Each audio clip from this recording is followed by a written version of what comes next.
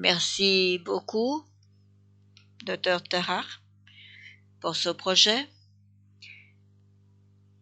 Nous allons entendre la présentation du projet Living Agro d'Agroforêt, présenté par Pasquale Arca du Centre national de recherche de Sardaigne en Italie.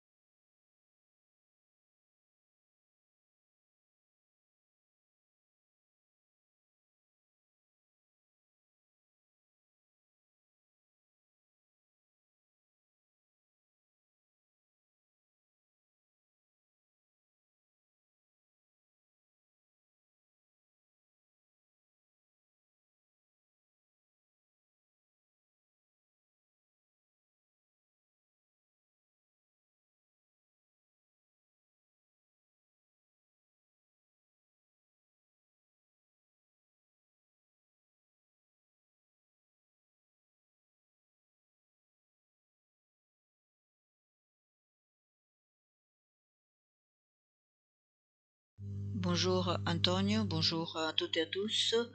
Je voudrais remercier l'organisation de la SIAM pour m'avoir offert cette opportunité de vous présenter le projet Living Agro. Je suis Pasquale Arca, je travaille au CNR, le Conseil national de recherche de Sassari, Italie. Et ce projet prévoit une approche participative pour le développement des systèmes agro-forestiers. Living Agro est un projet qui vise l'échange de connaissances et transfert de technologies pour développer la durabilité et essayer de surmonter les difficultés de carence en technologie ou manque de connaissances. Participent 4 pays, l'Italie, la Grèce, la Jordanie, le Liban. La méthodologie du projet Living Agro prévoit par une approche participative la création de laboratoires vivants pour soutenir la recherche et le développement et le transfert de technologies en l'agro-civiculture. Prévoit donc la coopération avec un groupe de partenaires, moyennes et petites entreprises et parties prenantes. Le Living Lab se focalise sur 3 domaines différents, les vergers d'oliviers et un système de forêts boisées et pâturées, donc de régions boisées et pâturées. À savoir, on s'occupe de cette région qui consiste en le système forestier le plus important de l'île. Nous travaillons à l'aide d'une plateforme ICT pour soutenir la promotion de la activités participatives et de la dissémination de résultats. On travaille par un networking international qui donne un accès libre gratuit pour les forums de discussion, pour les échanges de connaissances, pour les échanges parmi les partenaires, les parties prenantes, même pour tenir des réunions de Living Agro, réunions d'intermédiation ou événements de recherche ou même commerciaux pour des échanges de communication Pendant l'activité du projet, nous avons mené des recherches entre des analyses entre ces parties prenantes pour identifier les innovations les meilleures. Pour créer pour les stakeholders, pour les parties prenantes, un catalogue des innovations. Nous avons donc sélectionné quelques innovations par des tentatives, des essais, des tests que nous avons faits dans les différents pays. Pour ce qui est des solutions innovatives et de besoins en solutions innovatives, et bon, il y a la réduction des coûts et une augmentation des performances de production environnementale. Parmi les résultats, une innovation spécifique en ligne avec le thème de ce séminaire consiste en l'utilisation de mélanges de semis basés sur à base de légumineuses, de graines à base de légumineuses. On a étudié des régions, surtout au Libanon et en Italie, en Sardaigne, pour réduire l'utilisation de la gestion des introductions de matériel et de graines ou de quoi que ce soit dans le sol, et pour augmenter et améliorer les services écosystémiques. Tout ça par des traitements qui prévoient une gestion du sol qui comprend les cultures de couverture, des mélanges de grains par des mélanges de graines commerciaux, des mélanges de graines innovantes et innovatives avec les cultures de couverture, des cultures de couverture naturelles et un tillage du sol.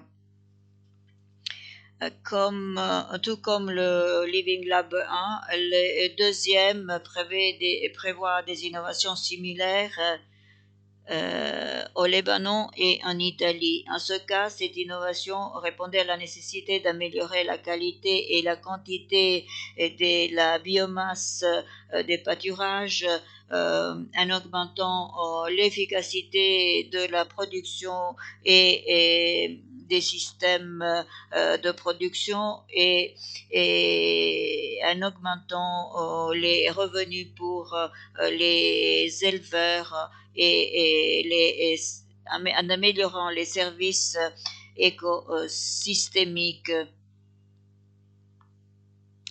Le traitement que l'on utilisait, on visait à l'amélioration des pâturages principalement. Pour ce qui est de l'utilisation de ces mélanges à base de graines à base de légumes, ces mélanges prévoyaient des sites spécifiques, l'analyse des caractéristiques du site, des conditions du sol, des conditions climatiques. Et dans la première phase, était important justement d'analyser ces caractéristiques du site. Dans la seconde phase, on a sélectionné on sélectionne les espèces et les variétés. On essaye de faire une comparaison des différents groupes fonctionnels pour ce qui est de leur capacité de fixer le nitrogène ou d'utilisation du nitrogène, l'établissement des plantes, des semis plantés. Donc leur tolérance à la sécheresse, à l'ombre, au soleil. Il est important d'obtenir de résultats du taux de semis et de la préparation des graines.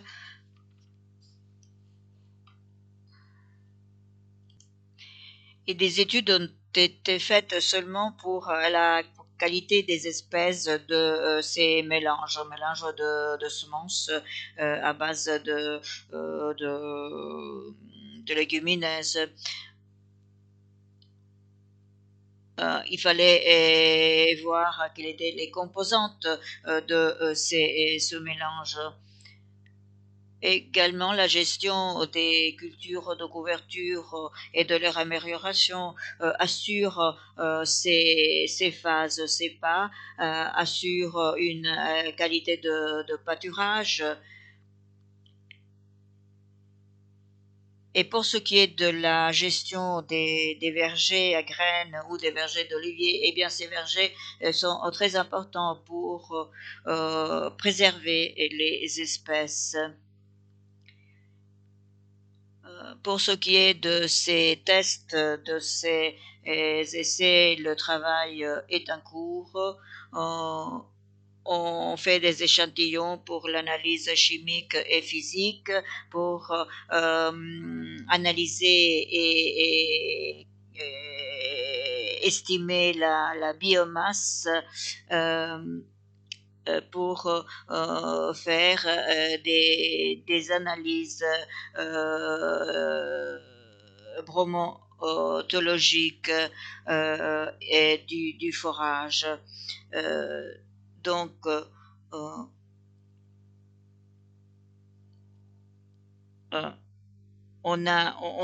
fera ces échantillonnages, on fera ces analyses, tout ça en été. La collection des données des pâturages suivra au moment où, en fin de saison ou dans les changements de saison. Merci de votre attention.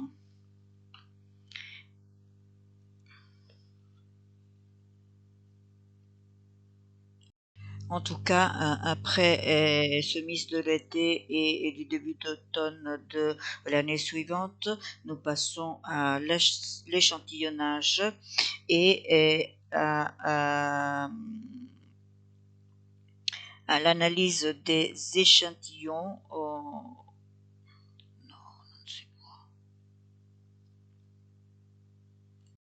En tout cas, après semis de l'été et du début d'automne de l'année suivante, nous passons à l'échantillonnage, à l'analyse des échantillons et à la collection des données de la gestion des pâturages et la collection des données pour l'analyse de l'évaluation du cycle de vie. Merci. Merci. Nous passons à la dernière communication. Catherine Hurtaud nous présentera le projet de l'IPOMEC vers une meilleure compréhension de la lipolyse du lait des ruminants par une approche intégrative biologique dans la glande mammaire et le lait. Chers collègues, je suis très contente de vous présenter le projet LipoMec qui vise à mieux comprendre la lipolyse du lait de ruminant dans la glande mammaire et dans le lait en 3 espèces de ruminants, la vache, la chèvre et le brebis. Tout d'abord, qu'est-ce que c'est la lipolyse du lait? J'ai fait un petit dessin pour vous expliquer la lipolyse dans le lait et dans la glande mammaire. Le gras du lait, comme vous le savez, est sécrété dans de l'endoplasmique réticulaire, des gouttelettes de lipides qui passent dans les cellules comme des globules de gras. Des globules gras découverts par d'une membrane et cette membrane protège les lipides de la dégradation dans le lait. Mais dans le lait, il y a un enzyme, la lipoprotéine lipase, LPA, et cette enzyme l'hydrolyse des lipides et libère dans le lait 3 acides gras. Ces acides gras peuvent être oxydés dans le lait. Et voilà le processus appelé lipolyse. La lipolyse réduit la qualité du lait car induit une saveur qui n'est pas appréciée par les consommateurs. La lipolyse également réduit la capacité technologique du lait, par exemple sa capacité de transformer le lait, la crème en beurre. Nous devons donc limiter la lipolyse dans le lait. Il y a beaucoup de facteurs qui peuvent induire la lipolyse dans le lait. Des facteurs génétiques, ou la race, ou le niveau d'animal. Donc la race peut produire la génétique peut produire la lipolyse, mais on ne le sait pas. Les pratiques d'élevage, la fréquence de la traite, les intervalles entre une traite et l'autre, ou les équipements pour la traite peuvent induire la lipolyse dans le lait. Nous devons donc mieux comprendre les facteurs qui causent la lipolyse dans le lait, dans la glande mammaire des espèces des ruminants. Eh bien, c'est pourquoi nous avons lancé le projet Lipomec. Lipomec, c'est le premier processus intégratif dédié à la lipolyse dans les espèces des ruminants. La Lipomec, c'est un projet transdisciplinaire, multi-acteurs, multi-échelle. On étude donc les molécules les plus petites, mais également au niveau de la glande mammaire, au niveau des animaux. Nous avons mené 5 expériments, un expériment dans la chèvre, un dans la brebis. Nous avons étudié également le niveau de la population animale. Nous avons utilisé beaucoup de disciplines pour étudier la lipolyse, biologie, physiologie animale, statistiques, mathématiques, modélisation, ceci pour mieux comprendre la lipolyse. Les projets Lipomec tel qu'il est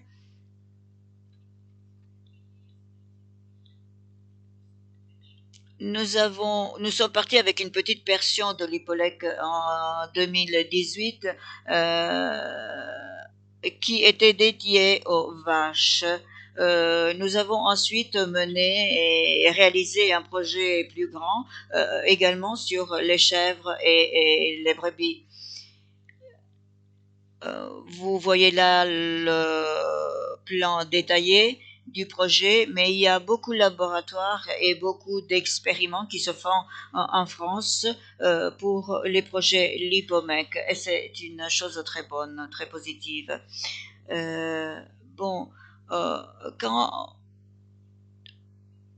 Alors, un de thèmes des projets Lipomec était l'exploration des raisons de la lipolyse en France. Nous avons élaboré une équation pour estimer la lipolyse dans le lait. Cette équation n'est qu'applicable à grosse quantité de lait. On ne peut pas se faire à niveau individuel.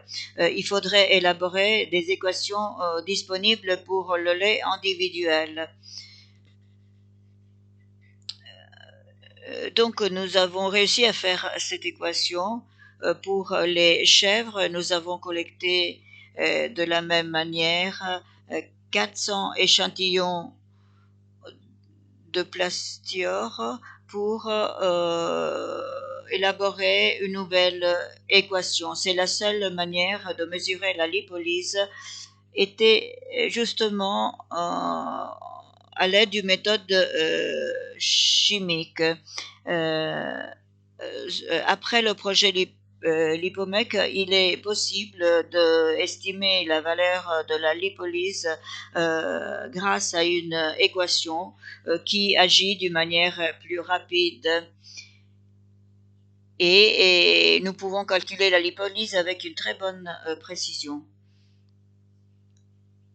Nous utilisons donc cette nouvelle équation MIR pour explorer un grand nombre de causes qui avaient déjà été utilisées avec le programme Phénophine.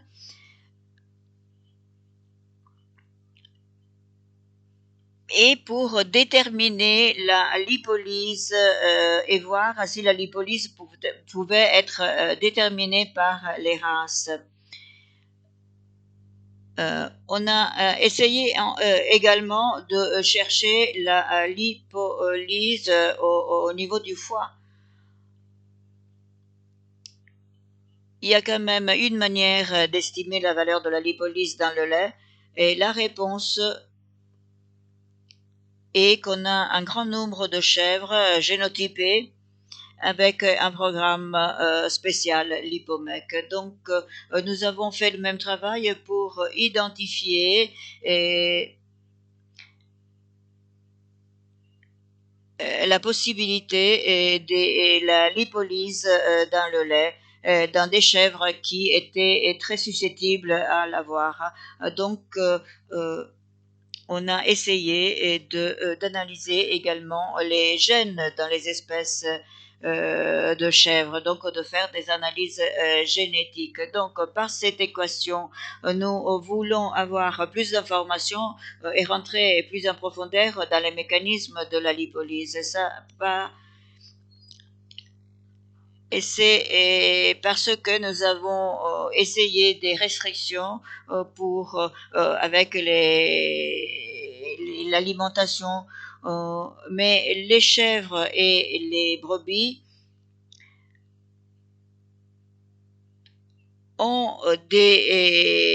doivent avoir des restrictions d'alimentation. Lorsqu'on augmente l'utilisation de produits sèches, de semences, on augmente le niveau de lipolyse et l'inverse.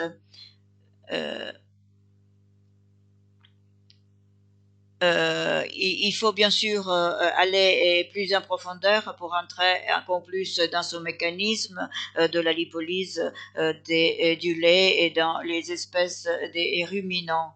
Pour compléter, pour achever, pour conclure donc, la lipolyse réduit la qualité du lait tant à niveau organoleptique, mais également au niveau technologique. La lipolyse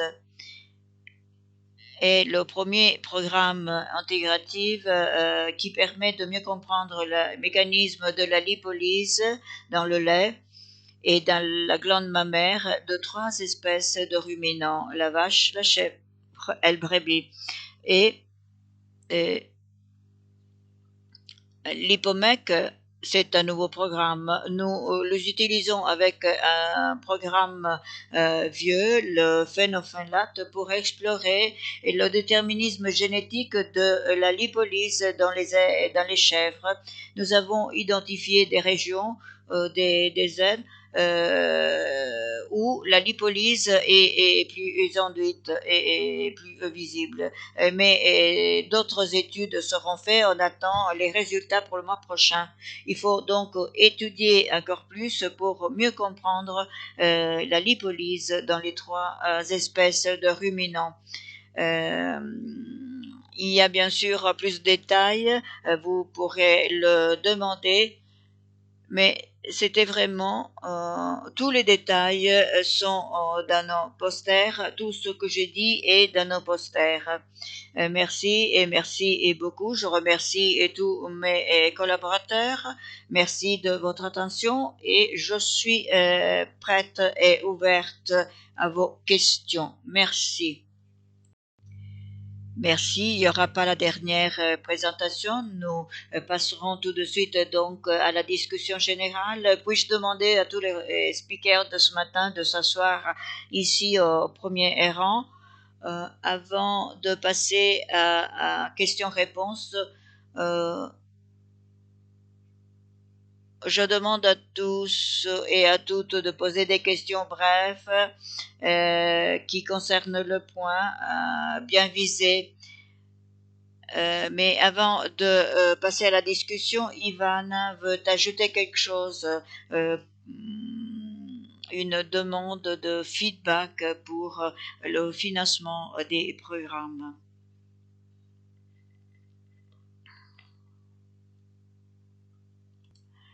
Je voudrais partager une idée avec vous aujourd'hui.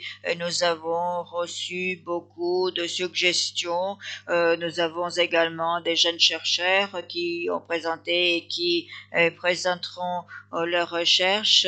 Il pourrait être intéressant de collecter vos idées, de rassembler vos idées pour savoir ce que vous pensez de la recherche à l'avenir, comment vous vous intégrez dans cette filière et dans cette chaîne.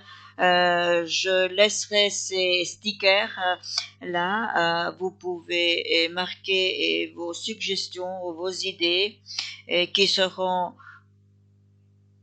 pendant la journée. Vos idées, vos suggestions cumuleront, on pourrait en faire un petit manifeste ou quelque chose qui viendra en tant que travail conjoint. On pourrait peut-être organiser une équipe, faire une section qui nous permettra de travailler et quelque chose encore à financer pour nous pourrait être, vos suggestions pourront être une idée. Merci, c'est là les stickers. S'il y a même d'autres manières, si vous avez d'autres manières à suggérer pour ramasser vos idées, on est là, on est prêt. Le programme de recherche présenté aujourd'hui, nous avons reçu beaucoup d'idées, vous auriez eu beaucoup d'inspiration, les sous-produits, les autres thèmes. Mais si vous avez des questions, oui, j'ai une question pour Pasquale. Vous t'as présenté des innovations. Quel type de métadata t'as fourni pour fournir le cadre pour chaque innovation en utilisant peut-être le catalogue peut marcher, mais je pense qu'il faut un contexte bien plus ample.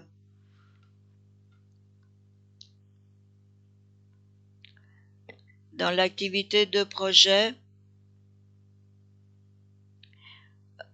nous avons essayé de trouver des solutions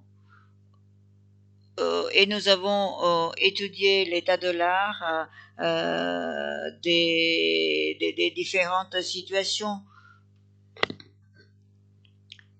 Et nous avons fait également des analyses économiques, rencontré les éleveurs, essayé de trouver l'endroit pour faire le travail. Nous en avons parlé avec les stakeholders. Nous avons essayé de stimuler l'activité de participation pour créer des innovations que nous avons répliquées dans le catalogue ensuite. Une fois ces analyses accomplies,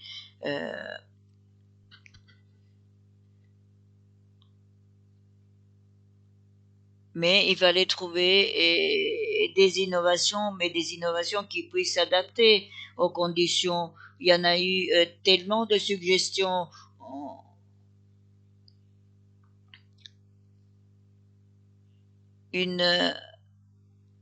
L'innovation d'une pratique qui pourrait sembler innovative en théorique, mais qui en réalité ne l'était pas. Pour les bois, les régions boisées et pâturées, il faut beaucoup d'années en ce contexte et l'activité de participation est importante pour que ces carences, ces déficits en un terrain boisé et pâturé puissent être remplis. J'ai des questions pour mon collègue Tara. Quelle sélection vous avez fait avec les fermiers pour l'activité du projet? Et avez-vous sélectionné des animaux de ces élevages? Quelles espèces? Pouvez-vous me renseigner un peu plus? Bon, les 80 éleveurs n'étaient que pour l'étude. Nous avons choisi 21 animaux qui étaient logés. 21 personnes de la population totale d'ovins en Tunisie c'est très représentatif. Nous avons choisi, sélectionné ces éleveurs avec des critères différents de l'origine, la région, les conditions.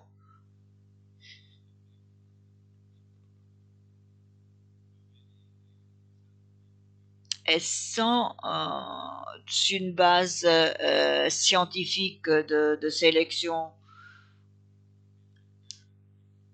Mais le nombre d'élevés est très représentatif de la population. Mais à part les élevages, à part les fermes, euh, comment vous avez fait le choix? Non, nous avons choisi des systèmes de production différents et la taille de l'élevage également était différente. Donc, quelqu'un c'était des éleveurs privés, d'autres c'était des éleveurs qui appartenaient déjà au système ou à une organisation. Je voudrais ajouter quelque chose à ma réponse car nous avons mené des méta-analyses, mais nous avons utilisé la capitalisation de le résultat du projet et pour analyser tout d'abord la nutrition et nous avons amélioré ensuite cette sélection par d'autres à l'aide d'autres analyses. Merci de votre présentation intéressante. Ma question est pour Fabrice.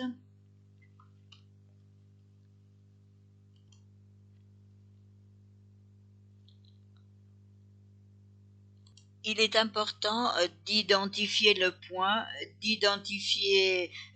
point d'arrivée et repérer les acteurs, les partenaires, les parties prenantes. Mais il faut identifier les défis, les essais spécifiques, partir de la capitalisation de la situation, des renseignements, des données que l'on a sur les situations.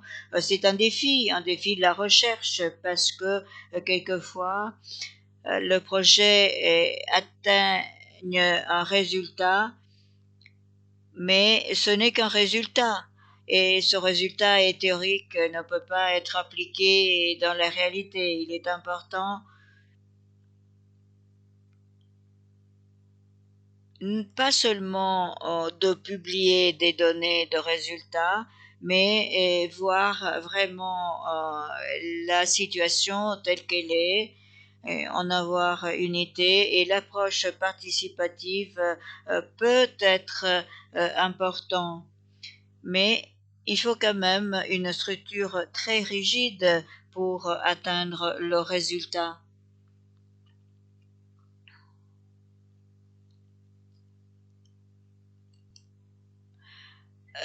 Oui, chez Prime, nous utilisons vraiment beaucoup cette approche, nous l'utilisons beaucoup. On en a discuté, on fait des discussions avant, même avant le début du projet, beaucoup de discussions de ce Living Lab. Mais la plupart des fois, ces solutions et même les Living Lab ne peuvent pas s'appliquer à la réalité. On parle d'innovation, mais l'innovation seulement, si elle est adoptée, devient faisable, applicable. On a une solution, mais les éleveurs ne l'acceptent pas, ne sont pas prêts. Ce n'est pas une perte de temps, mais il faut de plus en plus acquérir plus de connaissances, en savoir plus, se rapprocher de la réalité et par la recherche, par les réunions, par les rencontres. Mais l'approche du Living Lab est très intéressante parce que on arrive à savoir si on va dans la fausse direction et donc on peut virer. Ça dépend même de la région de production. La région de production a toujours des attentes, mais il faut regarder les choses de l'autre côté. Euh, Si on ne discute pas, si on ne parle pas avec ces gens, on ne saura jamais ce qu'ils veulent. Il faut être ensemble et essayer de trouver des solutions ensemble, mais qui soient applicables. C'est la méthode la plus efficace. Euh, L'approche du Living Lab est une approche assez ample, mais il faut développer plus, il faut parler, il faut aller en profondeur. Donc la recherche doit être menée selon les besoins des objets du Living Lab. Et d'ailleurs, parler peut sortir des solutions et des thèmes intéressants tant pour les parties prenantes que pour les fermiers, que pour les acteurs, les protagonistes. J'ai une question dans le même domaine. Les Living Labs sont utilisés de plus en plus, comme le collègue l'a dit, dans beaucoup de projets. Euh, nous, mais il faut mobiliser les stakeholders, les parties prenantes. En fait, ce n'est pas un conseil si nouveau que ça, car euh, il a été montré que les stakeholders, les parties prenantes existaient même dans les projets précédents. Et on devrait peut-être considérer cet aspect. Dans le partenariat d'agriculture, les laboratoires sont partie intégrante du projet. Donc nous invitons tous les projets à utiliser cet instrument, voir s'ils peuvent intégrer l'expérience que vous faites maintenant. Après 2 ans, vous avez déjà acquis une expérience dans ce type d'activité. Pour ce qui est les innovations, on parlait de LCA, on parlait de comment capturer l'intérêt pour les projets. Euh, il est essentiel, quelquefois, un projet, si on parle de bien-être, de perspective de socialisation, euh, on pense que le côté social, quelquefois, c'est la seule région objet de réflexion. En tant que recherche, votre tâche est extrêmement compliquée. Faute de paramètres, faute de données, on ne serait pas en mesure de répondre aux besoins, aux nécessités. Il faut se rendre compte de la complexité de la recherche. Mais j'ai une question là pour le collègue de Pastinova du projet, Athanasios. Tu as dit que vous envisagez de travailler avec une activité de upscaling, d'amélioration, de mise à jour. On parlait de Living Lab, de Stakeholder. Ça veut dire que vous fixez des projets, vous voulez faire par exemple des projets organiques et donc atteindre de meilleurs résultats en ce domaine, ou bien vous pensez de dire que le projet ne s'intègre que par une certaine mobilisation. Bon, je crois que élever la barre ou la mettre plus haut, oui, c'est un upscaling, mais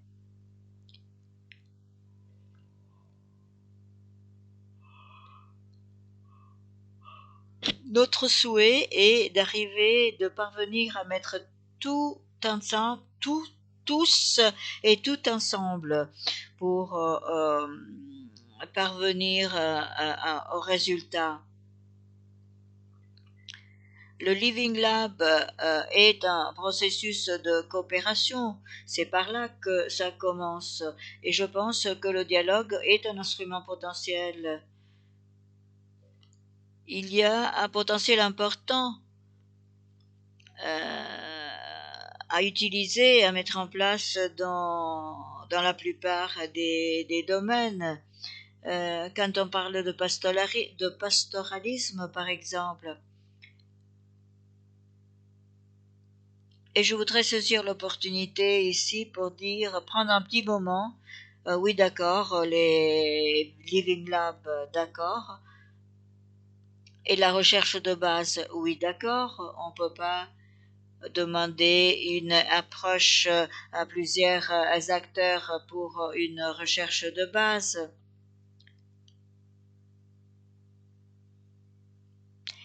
Mais nous avons beaucoup de recherches basiques, pas seulement sur les projets d'agriculture, et il faut essayer d'améliorer ces projets, d'élever la qualité de ces projets, trouver la solution.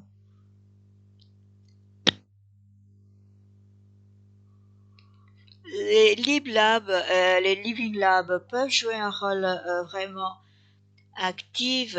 Ça dépend des projets, ça dépend des gens, ça dépend des activités. Donc, par exemple, il y a des légumineuses qui peuvent avoir un rendement très élevé. Et bon, ces cultures peuvent donc être utilisées pour l'élevage. Il faut créer des projets. Il y a tellement de variables pour adopter des projets et des programmes. Si la cultivation n'est pas tellement répandue, que faut-il faire pour améliorer la situation? Il faut changer l'espèce, il faut changer la variété, et on peut mieux marcher en changeant les choses. Il faut trouver, il faut imaginer, il faut concevoir même le moyen pour faire ce bond en avant, pour améliorer.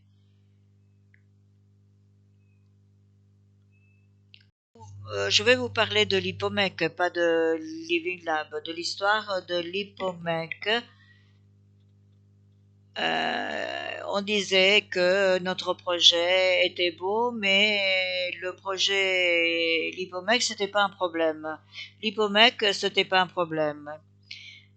Nous avons donc essayé de trouver le cœur, nous organiser, et le projet Lipomec a explosé. Aujourd'hui, et le problème était que tout le monde pensait que la lipolyse n'était pas un problème. On nous refusait, on disait que c'était pas important, que c'était pas une priorité. Nous avons essayé d'élargir cette idée, de nous faire connaître, et la lipolyse a explosé. En même temps, nous avons pensé que ça pourrait servir et aider les attentes des éleveurs. Et nous les avons intéressés au problème, en leur disant que ça pourrait devenir même un problème urgent. Sur la lipolyse, c'est très intéressant. C'est un thème très intéressant. Vous avez parlé de lipolyse quand vous avez expliqué les équations pour production individuelle ou production de masse, mais vous avez parlé de fromage, vous avez parlé de transformation en fromage ou vous avez peut-être quelques informations ou quelques indications pendant le processus de quelque chose qui se produit et qui se passe pendant le processus de transformation. Est-ce que la lipolyse peut influencer la production de lait, cette production de acides gras, ou bien les gouttelettes, ou le processus de vieillissement, de maturation?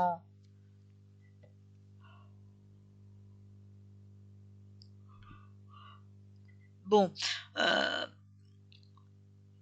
aujourd'hui, j'ai pas eu le temps pour parler en détail du projet et l'IPOMEC. Nous avons des projets très compliqués qui sont dédiés au fromage. Nous utilisons un outil très utile, euh, l'odeur artificielle, euh, et nous pouvons donc motiver, par exemple, l'équipement pour la traite,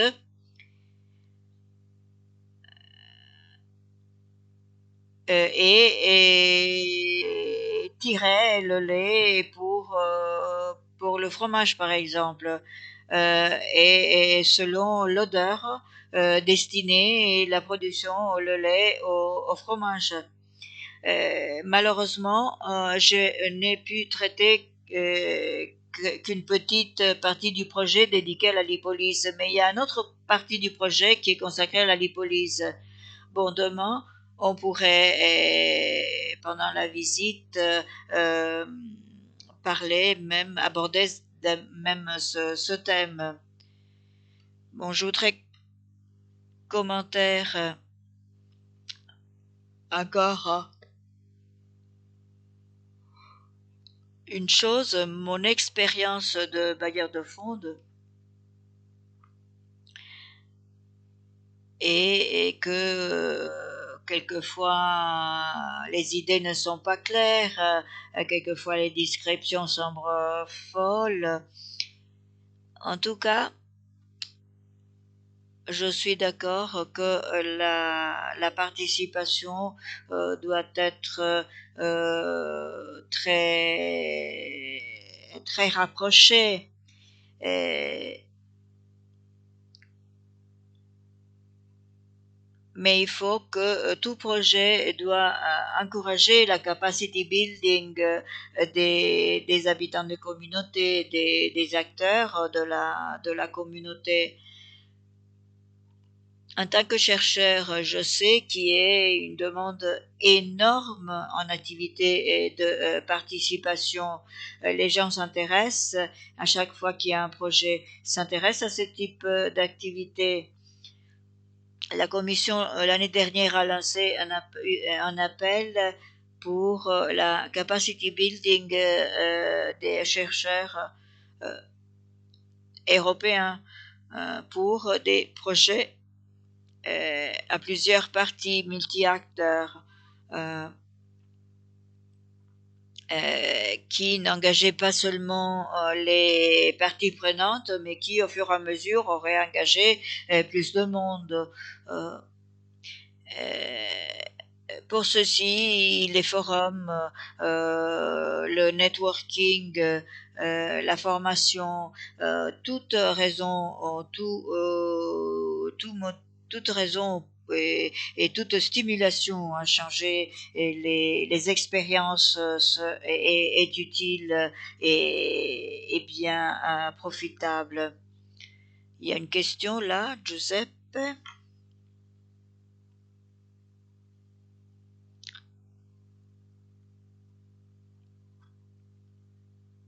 Merci. Université de Catane, Giuseppe Luciano. Ce commentaire est plutôt adressé à Fabrice et à Ivan. J'ai le sentiment que dans ces programmes, presque tout va bien pour la partie scientifique, identification de priorité, qualité de consortium, mais je pense que de l'autre côté, des problèmes commencent à apparaître quand le processus commence à se rapprocher d'une réalité, quand le processus est centralisé. Tout se passe bien. Les problèmes commencent quand les organismes de financement national sont les filtres pour les groupes nationaux de recherche. Il y a toujours des règles qui sont plus folles ou moins folles, plus idiotes ou moins idiotes. Et j'ai le sentiment, en Italie ça arrive, pensez-vous qu'il ne serait pas mieux de centraliser la distribution de l'argent? Pensez-vous qu'il n'est pas important ne tenir compte de la sensibilité des organismes locaux?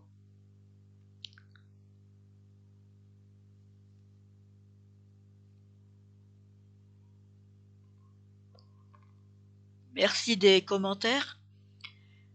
Nous sommes bien conscients de ce problème et c'est vraiment dommage que ça puisse se passer comme ça. Notre idée est de promouvoir la collaboration avec des projets qui commencent en même temps euh, dans quelques pays il faut attendre dans un autre pays on risque l'argent et c'est dommage. C'est dommage, c'est pas quelque chose dont être fier. Mais je veux vous dire une chose, je vais vous suggérer une chose. Le secrétaire chez Prima est très sensible à ce type de problème. Et nous demandons, et nous savons qu'il y a des agences, et nous demandons donc à ces agences d'essayer d'acquérir des connaissances, des méthodes pour simplifier les choses et les standardiser.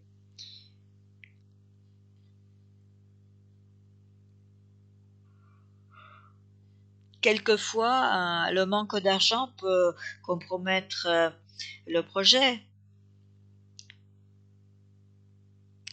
Et pour ça, avec le secrétariat de Prime, nous essayons de trouver des solutions. Nous faisons de notre mieux.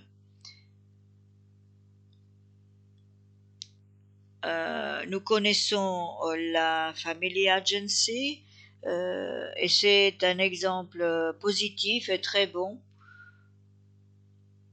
de solution. J'étais à Eranet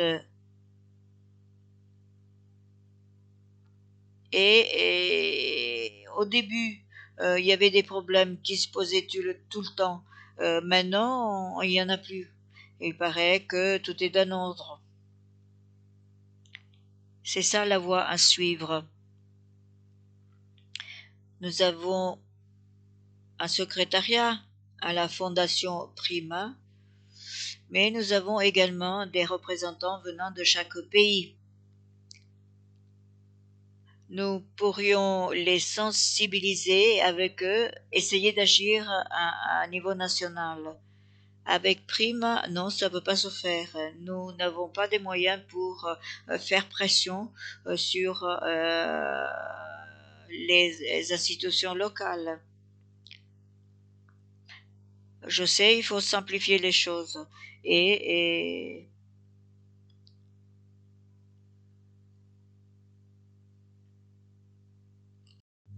pour cette raison, avec le secrétariat Prima, on a décidé, nous on est très flexible, on est toujours prête à trouver des solutions. Peut-être elle n'est pas la meilleure, mais on essaye d'être actif. Nous faisons beaucoup de pression sur l'agence préposée. Et avec le Maroc, il y a quelques années, on était là avec Iranet. Il y a eu des problèmes au début. Le Maroc maintenant est le premier pays qui a signé l'accord et qui paye le staff et qui paye ses collaborateurs. Donc nous avons vraiment donc ça marche, mais c'est sûr, nous devons vraiment faire beaucoup de travail. D'ailleurs, dans le comité, dans le groupe, il y a un représentant pour chaque pays. Nous Et c'est sur ces représentants que nous devons faire des pressions parce que ce sont ces représentants qui peuvent faire des niveaux, des pressions à un niveau national. Nous sommes bien conscients, ça fait partie de nos objectifs. Un commentaire sur les Living Labs. Il y a des clarifications quand on décide d'établir un Living Lab pour des innovations ou pour augmenter la capacité des communautés. C'est différent, c'est une approche différente. Je voulais ajouter quelque chose sur les Living Labs. Quand on veut créer un Living Lab et qu'on veut l'établir, il faut penser à beaucoup de choses. Pourquoi on veut le faire? Si on veut le faire pour aider à rendre plus autonome, à donner plus de pouvoir aux collectivités, si on veut le faire pour essayer de réaliser un projet. Je sais qu'il faut être flexible, mais il y a beaucoup de buts, beaucoup d'objectifs. Il faut être bien conscient de la manière par laquelle nous on parle de Living Lab. C'est bien différent, un Living Lab et un projet à financer. Bon, je voudrais réfléchir du même problème que Fabrice a mentionné, le problème des agences, des bailleurs de fonds. Euh, je crois qu'il y a beaucoup de réseaux d'instituts publics qui partagent euh, les mêmes méthodes de travail et il est très difficile d'identifier une solution pour toutes ces difficultés. Et je sais que les agences acceptent différents programmes, différents projets à financer. Il y a des contrats à signer. Et il y a des rapports, des rapports sur les organisations, sur l'organisation, sur le développement. Il faut monitorer, faire le follow-up du projet, il faut continuellement contacter les chercheurs. Je sais, Giuseppe, peut-être tu as vraiment fait expérience de situations pareilles avec tes projets. Et avec nous, il y a des contrats à signer, des contrats que l'on signe moyennant la Commission, mais quand il y a l'Union européenne et quand l'Union européenne souhaite et désire accepter et se dédier et financer un problème, je crois que tout dépend là il faut s'aligner avec les directives de l'Union européenne. Donc, nous espérons que dans la prochaine phase, il y a des activités qui soient en ligne avec les informations, avec les directives. Je sais et on sait que chaque mécanisme, chaque pays a différentes méthodes de paiement, de financement. Dans quelques pays, on a des institutions publiques très actives qui ne sont pas officiellement autorisées à accepter et à participer à des appels transnationaux. Donc il y a des pays qui ne sont pas autorisés à participer aux appels transnationaux. Ici, vous avez vos règlements nationaux. Ça sort de vos intérêts. Nous, on est des scientifiques et il y en a qui peuvent faire la coordination et signer, décider des lignes de budget, être préparé donc à ça, concentrer l'attention également sur les systèmes nationaux qui font partie du succès scientifique de projets, ça c'est vrai. Ces difficultés qui existent, mais c'est la seule manière de développer des projets transnationaux et faire en sorte que ce projet puisse aller de l'avant. Merci. Quelquefois, en fait, est un coup de bouteille. C'est vraiment des contraintes qui risquent de compromettre la sécurité du projet. Bon, je crois qu'on a eu une discussion très critique. Tous les participants ont posé des questions, ont fait leurs commentaires. Le temps du déjeuner s'approche. Alessandro, tu veux faire un annonce ou bien on se rencontre quelque part ou que ce soit pour notre déjeuner?